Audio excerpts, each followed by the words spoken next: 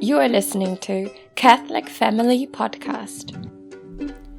Greetings to all our fellow travelers through the liturgical year. Today is a party day for our family. Thank goodness it's Shrove Tuesday this year and not in Lent like it usually is. The Davis family patron is King St. David of Wales, and his feast day today is the St. Patrick's Day of the Welsh people. Like families named Davies, Davison, Dafydd, and Dewy, our ancestors received their surnames through some influence of the Welsh Saint David. In Wales, pronounced Dewy Sant, Saint David was the king of Ceredigion, one of many distinct kingdoms that emerged in Wales after the Romans departed in the late 4th century. Today's saint had an unusual start in life. Legend has it that he was conceived in violence by a chieftain named Xantus, and his mother, Non, who is venerated as a saint, gave birth to him on a cliff top during a violent storm. The pains of the birth were said to have been such that the imprint of Non's fingers were left in the rock she grasped, and the tale goes that as David was born, a bolt of lightning split the rock in two.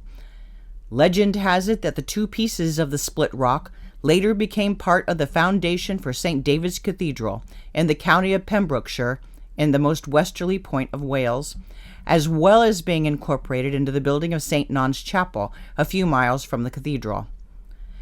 There is a tradition that an angel told St. Patrick about the birth of St. David 30 years before his birth, and it can be surmised that St. Patrick's prayers contributed to the holy outcome of David's less than ideal beginning.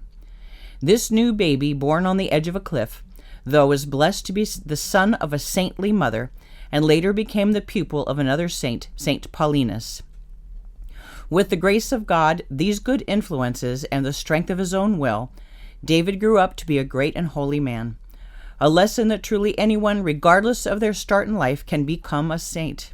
And how precious is every single soul. Surrounded by a warlike and half-pagan community in the earliest days of Wales, David reached heights of grace and strength, wisdom, and piety.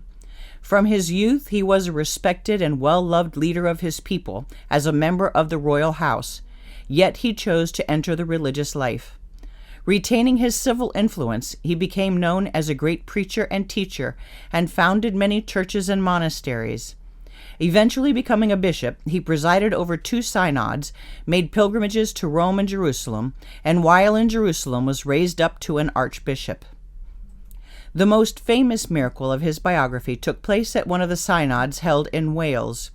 Dewy Sant's preaching, as was often the case, had gathered a large crowd of the faithful, too large to be contained in the nave of the town church.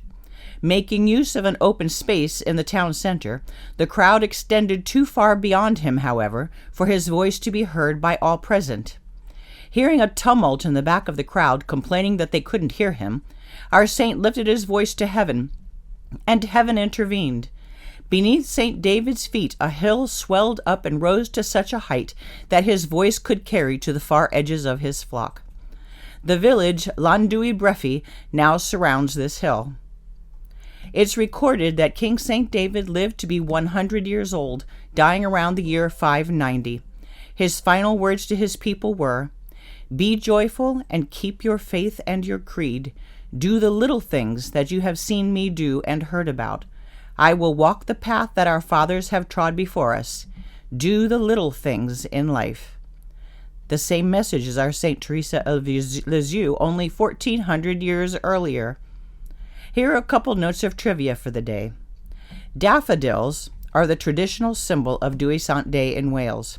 Daffodils and leeks. Daffodils because they are often blooming at the time of this feast day, and leeks because of the legend that when the Welsh faced the pagan Saxons in a battle in the late 400s, to avoid casualties due to friendly fire, King David advised his troops to put leeks in their hats to distinguish themselves from the enemy.